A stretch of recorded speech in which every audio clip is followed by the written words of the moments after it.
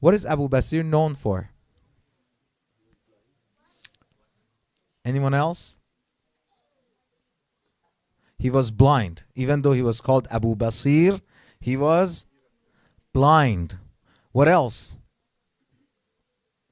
He's one of the close companions of Imam Jafar as-Sadiq alayhi salam, to the extent that many of our ahadith from Imam as-Sadiq alayhi salam, one of the narrators, either in the chain or directly himself, is Abu Basir. His friends used to tease him. He was sitting in the masjid and they said, Abu Basir, what are you sitting? Imam Sadiq has arrived. He says, no, you're lying to me. You're joking with me. Then again they said, Abu Basir, get up, Imam Sadiq has arrived. He said, no, you're joking with me. Then again they did it. He was like, no. And then Imam Sadiq arrives. Then he gets up and says salam to Imam Sadiq. I said, well, he's blind. They said, how did you see Imam? He said, are you blind not to be able to see the light of the Imamat? The light of the Imamat, I see it with the eye that my heart is bearing it. Or sometimes these people who are suffering from some sort of disability, Allah subhanahu wa ta'ala grants them more abilities that suffices for what they have missed. In fact, it's been said that Allah subhanahu wa ta'ala grants them heaven to the extent of their disability that they are having. Allah subhanahu wa ta'ala grants them a passage to heaven. For example, if someone does not have a hand, probably they are not going to be committing the sins that our hands have committed, right? So they're not going to go in the line of getting questioned about the sins of the hands on the Day of Judgment. They're going to go on a fast track. If someone is born with some sort of disability in their legs and in their feet, right? Those feet are not going to take them. They don't have it to be questioned about. Someone like Abu Basir does not have an eye to be questioned about what have you seen. Did you look at haram? Did you look at halal? What did you see? He's going to go on a fast track. That's why he goes to Imam as-Sadiq. But look at the etiquette that he has and the adab that he has. For example, I go to someone who is very wealthy and imagine I am poor, right? I can go and start begging for money. That is disrespectful. I can go and maybe present my own case. That is a little bit better, right? Without directly asking them.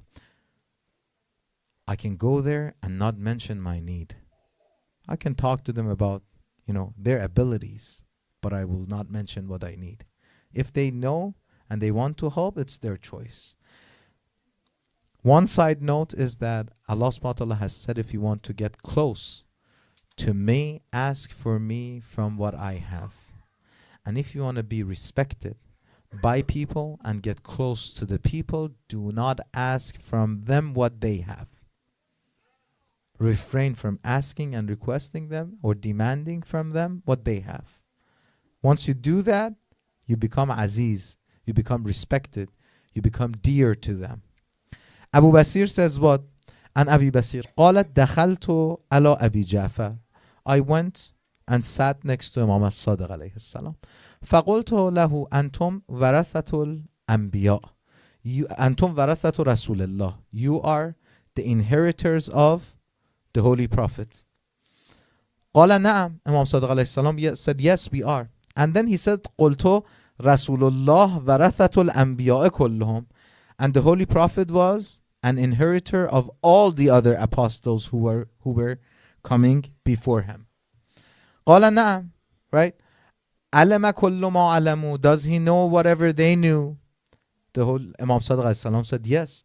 قلت فأنتم تقدرون أن تحيوا الموتى. Are you able to revive the dead just like Jesus did? One of the miracles of Prophet Isa was that he was reviving or giving life to the dead. And وَتَبْرَأُ الْأَكْمَهَةَ وَالْأَبْرَاسِ. These are two types of disease. They were able to give shifa to them. Are you able to do the same thing? See, he is blind. Look at the adab that he has. Look at the respect that he has. Allah says, نَعَمْ بِإِذْنِ اللَّهِ. Of course, yes, with the permission of Allah subhanahu wa ta'ala. ثُمَّ قَالَ لِي Udunu minni ya Abu Muhammad. It's as if Imam Sadiq alayhi salam knows what Abu Basir wants. He says, come close to me. Udunu minni ya Abu Muhammad. Get closer to me, O Abu Muhammad. فدنوت I went closer to him. فمسح على وجهي وعلى عيني فأبصرت الشمس والسماء والبيوت وكل شيء في البلد. Agha Imam Sadiq alayhi salam touches his eyes, and what happens? He has received total shifa. He starts seeing everything so clearly. He said, I was able to see the sun, the sky, the houses. And this eye was receiving shifa from the Imam. It became so sharp and strong that was seeing every detail in the city. وَكُلُّ شَيْءٍ فِي الْبَلَدِ. Right? So this is not a normal shifa. It's a special shifa. It's not someone with wearing glasses and then Imam gives them shifa so they can see everything clearly. No. He was completely blind, that Imam Sadiq alayhi salam gives him shifa and allows him to see everything in a very clear image. If Ahlul Bayt alayhimus salam were not leaving us with such great miracles, and then because this till this point is not important, giving shifa to someone who is in need of shifa is nothing big yet. The continuation is very important, and that is related to our topic. He says, ثم قال لي أتحب أن تكون هكذا. Do you want to be like this? Now your eyes are not blind anymore. Do you want to be like this? Yet وَمَا وَلَكَ مَا لِلنَّاسِ وَلَكَ مَا عَلَيْهُمْ يَوْمَ الْقِيَامَةِ. Yet be counted on the same scale as other people on the day of judgment. Do you want this and do that? Because now you have a ni'mah, you're going to be questioned for it. أو تعود كما كنت ولك الجنة خالصا. Or you return to the previous state that you were in, yet with the price of having Jannah completely for you, meaning that an entry or a pass to the heavens. Just imagine if we were there. I was thinking about it myself. I would say, oh Imam, is there any way that I get shifa from my blindness and at the same time get into heaven?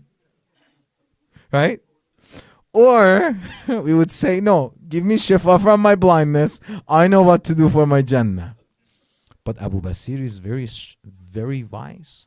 He's a very wise man. He knows that the reality of life lies in the hereafter.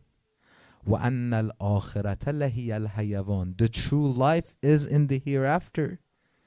This dunya is just a game, a play, a short play. 70 years is nothing. All I'm asking the more senior members of the community, tell us, if you look back, how quick was the passage of all these days and years for you? All of you would say it went in a blink of eye. It was that quick. He says, you know what? It's worth it. I'll be more patient. I'll carry out and I'll endure the blindness that I have been able to endure all these years for a few more years. But it's worth it. I'm going to get into Jannah. فَقُلْتُ أَعُودُ كَمَا كُنْتُ. I want to return to the state that I was in. فَمَسَحَ عَلَىٰ عَيْنِي. Imam Sadiq alayhi salam again touched my eyes. فَأُدْتُ كَمَا كُنْتُ. Then I returned to my previous state. To be able to come up with such answer and make such request from Imam alayhi salam to take me back to the blindness, it takes a lot of faith. It's nothing easy. You're talking about it and talking is cheap. But acting upon it is difficult. It takes a lot of faith. 2 more stories and inshallah I'll be done for tonight. You agree? If so, recite a salawat. Allahumma salli ala Muhammad. Amir al-Mu'min alayhi salam has some companions. These companions are so great that they are titled as Ashab Sirr Amir al-Mu'minin. These are the companions so close to the Amir al-Mu'minin alayhi salam that Amir al-Mu'minin alayhi salam was sharing with them the secrets of creation. Ashab as-sir. One of those people is Maitham al-Tammar. Where is he buried, Agha? In Kufa. So those of you, inshallah, who have not gone, those of you who have gone, make sure you stop by. So before going to Masjid al-Kufa, there is the graveyard or the vicinity of Maitham al-Tammar. He was one of the closest companions of Amir al-Mu'minin alayhi salam. To the extent that Amir al-Mu'minin used to go to he was at Tammar, meaning that he was selling dates, right? Amir al-Mu'minin at times was going to him, and then he said, oh, I need to go somewhere really quickly, I come back. I would say, I'll sit in your spot and sell dates for you until you come back. That's how close he was to Amir al-Mu'minin. Imagine today, in today's life, someone is that close to our Imam of Time, that Imam of Time would go to them and say, I'll sit in your spot, go and do your work, and I'll come back and I'll be here for you. That's how friendly, that's how close he had gotten to Amir al-Mu'minin alayhi salam. At the same time, it's been said and narrated that he had a high position in the government of Amir al-Mu'minin. He was working as the security agency.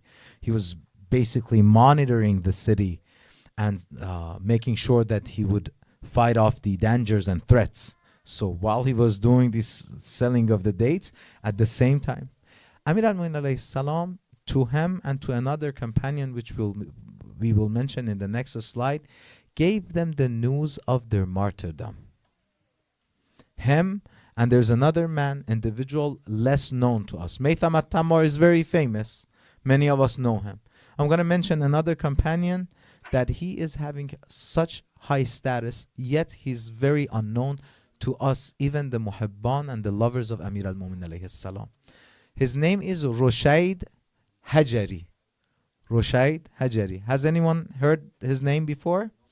Rushaid Hajari is one of the close companions of Amir al-Mu'minin. Maitham al-Tammar, Rushaid Hajari, and Habib ibn Mazahir were close friends. They were walking in the streets of Kufa and they were making fun or having fun together about their death, because Amir al-Mu'minin alayhi salam had informed them about how they will leave this world, how they will become martyred. For example, Habib ibn Mazahir was calling Maitham, oh, the one who is going to be died by the palm tree.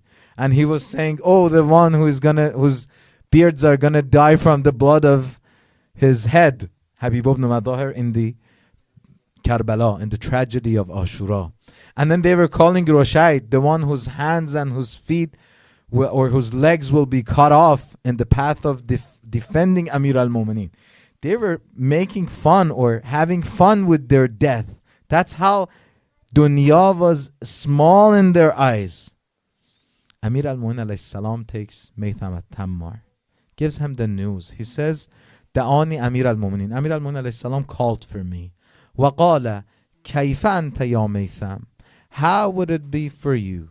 إِذَا دَعَكَ دَئِيٌّ بَنِي أُمَيَّةَ عُبَيْدُ اللَّهِ. Someone, دَعَكَ دَئِيٌّ is a curse word, right? And a legitimate person like Ubaydullah, how would it be for you to defend in front of him? Ibn Ziyad إِلَى الْبَرَاءَةِ مِنِّي. He will call you and he will ask you to dissociate yourself from me. Subhanallah. If it is me, if it is us, what would we do? We say, Ya Amir al-Mu'minin, if my life is in danger, do I have the jurisprudential permission to dissociate myself from you by my tongue? Yet I know that in my heart I love you. Right? Can I do taqiyya? Because my life is in danger. And even if he wanted to do that, he had the permission to do so. He says, فَقُلْتُ يَا أَمِيرَ الْمُؤْمِنِينَ أَنَا وَاللَّهِ. I swear by Allah that لَا أَبْرَأُ مِنْكَ, I would never dissociate myself from you. I would never dissociate myself from you, O Amir al-Mu'minin. I know you're on the path of haqq. I know your status. I confess to the truth. I cannot leave you. Amir al-Mu'minin alayhi salam says, إِذَنْ وَاللَّهِ يَقْتُلُكَ وَيَسْلِبُكَ. They will kill you. They will give you capital punishment. He says, قُلْتُ, this is the beautiful part. This is where it connects with our topic of the night. He says, قُلْتُ أَصْبِرُ فَذَاكَ فِي اللَّهِ قَلِيلٌ. I do practice patience. I endure it. I'll take it. For Allah, this is nothing. What does fillah mean here? Fi liqa'illah, meaning getting into the heaven, getting to meet with Allah subhanahu wa ta'ala, getting into the highest status of heaven. This is nothing. I'm going to die anyway. What is better than becoming shaheed? فَقَالَ يَا مَيْثَمْ. Then Amir al-Mu'minin salam gives him the good news. Subhanallah. He says, إِذَنْ تَكُونَ مَئِي فِي دَرَجَتِي. You're going to be with me in my station. You're going to be in the same spot that I am, because you have a strong faith. Amir al-Mu'minin told him which palm tree is going to be the palm tree that they're going to execute him. Do you know what did he do? Imagine if that was me. If Amir al-Mu'minin salam had told me this palm tree is where you're going to face death, what would you do? Or what would I do? I'd get a car, probably rent one from one of these rental companies, and drive to the furthest point I can. And I would never come back to New Jersey. And I would never come back to Freehold. And I would make sure I never come back to that palm tree. What did Amir al-Mu'minin salam do? Or in Kufa, whatever trees that you have here. Or if I was in Kufa, I would get a car, go to Hilla, and never make my way back to Kufa. What did he do? He was watering it every day. He was praying next to the tree on his way going to work and coming back from work. People said these followers of Amir al-Mu'minin are driven nuts. They're crazy. What are you doing? You're praying next to a tree. He said, a good believer, a faithful man will be executed in the near future here. And when his time came, he said to Ibn Ziyad that Amir al-Mu'minin had informed you. Wallah, he had informed me. But I swear by Allah that he had informed me that I will die in this way by your hand on this palm tree. He said, take his tongue out, because even as long as these followers of Amir al-Mu'minin has a tongue in their mouth, they will collect companions and lovers for Ali ibn Abi Talib alayhi salam. Let's get rid of him. That is the difference. Amir al-Mu'minin alayhi salam, once he sees the patience in Maitham, then he gives them the good tiding, the good news. You're going to be in the heaven. And not only just in the first levels of heaven, you're going to be in the heaven in the same station as I dwell, in the same place that I reside. Let's go to Rushaid. And inshallah with that, I will conclude. Rushaid is another good companion of Amir al-Mu'minin. As I mentioned, he's less unknown. He's buried in an area in Iraq called Kefil. Kefil. This is his shrine. Inshallah, one year we all go together, and once we are there, inshallah, we spend some time talking about this great characteristic. Because if I want to spend time talking about how great he was, then we are not going to have time. We're going to run out of time. So he says he had a daughter whose name was Qanawa or Qana. She was a very good daughter of Rushaid. She narrates, she says, my father once told me before his martyrdom that كان أبي يقول قال حدثني أمير المؤمنين. This fatherly conversation with the daughter. Oh, my beloved daughter, be patient and bear with this news that I'm going to give to you that Amir al-Mu'minin alayhi salam gave me. He says that Amir al-Mu'minin alayhi salam فقال يا رشيد كيف صبرك. How is your patience إذا أرسل إليك الدعي بني أمية. How is your patience? What is the level of your resistance and patience and resilience when the pretender of the Bani Umayyah, or that Mal'un, sends for you, meaning that Arsala ilayya, meaning that they come after you and they arrest you and they bring you in to make sure you speak against Ali ibn Abi Talib, so that you dissociate from Amir al-Mu'minin salam. What have these companions witnessed from Amir al-Mu'minin alayhi salam that they were able to give up on their lives, yet do not dissociate themselves from Ali ibn Abi Talib. Indeed, they were seeing something beyond the life of this dunya. Indeed, they were seeing the heavens and the hellfire ready in front of them. It was there. It was ilm huzuri for them, right? So he says, فَقُلْتُ يَا أَمِيرَ الْمُؤْمِنِينَ. Amir al-Mu'minin salam says, فَقَطَعَ يَدَيْكَ وَرِجْلَيْكَ وَلِسَانَكَ. To the extent that they will cut off your hands, and they will cut off your legs, and they will cut off your tongue. Same as Maitham. And it's been said that they cut off his hands and they left him to the side of the road for a few hours. He was bleeding, yet he was defending Amir al-Mu'minin. People were coming around him, and he was continuing his job. They cut off his legs, he was still doing the same thing. They said, all right, kill him. Kill him. Let's get rid of him. He's collecting more followers for Amir al-Mu'minin even when he's in such situation. Do you know what does he say to Amir al-Mu'minin alayhi salam? He says, فَقُلْتُ يَا أَمِيرَ الْمُؤْمِنِينَ. Rushaid says, Oh Ali, آخَرُ ذَلِكَ الْجَنَّةِ. Is the end of all these sufferings the heaven? Is this image that seems to be bitter? The appearance of it is very bitter, is very painful.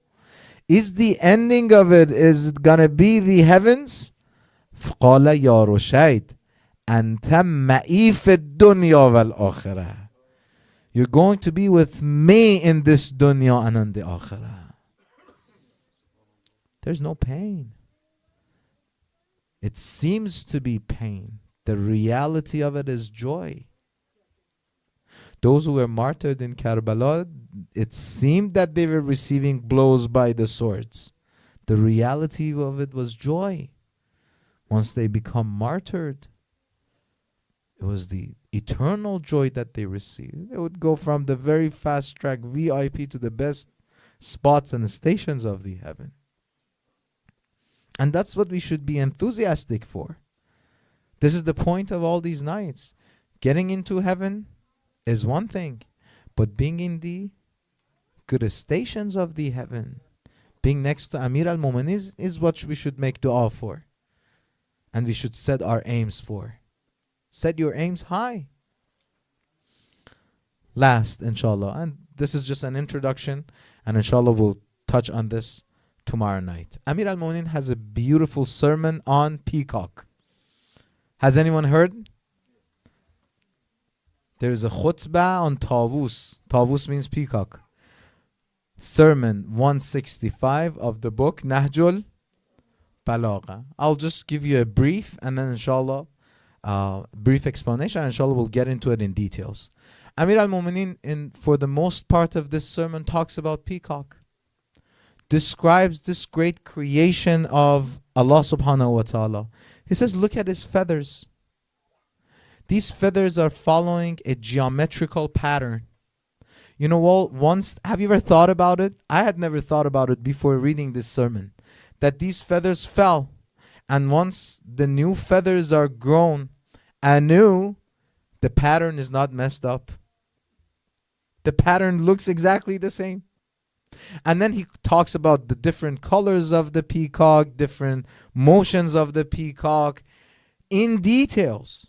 It's as if Amir al-Mu'minin was an expert in the field of peacockology. Right? And then Amir al-Mu'minin, but that is the initial part. That is the beginning. And then says, a creation of Allah subhanahu wa ta'ala like a peacock. If that is in such level of complexity, how would you be able to understand Jannah? And then he starts to talk about the qualities of heaven, which we inshallah talk about tomorrow night. If you had a time on your own before coming inshallah for the majlis tomorrow, for the gathering tomorrow, look at this sermon 165 of Nahjul Balagha. It's fun to read it, especially the first part. And then at the end, Amir al-Mu'minin says, even understanding the greatness of Jannah is incomparable to understanding the greatness of Allah himself.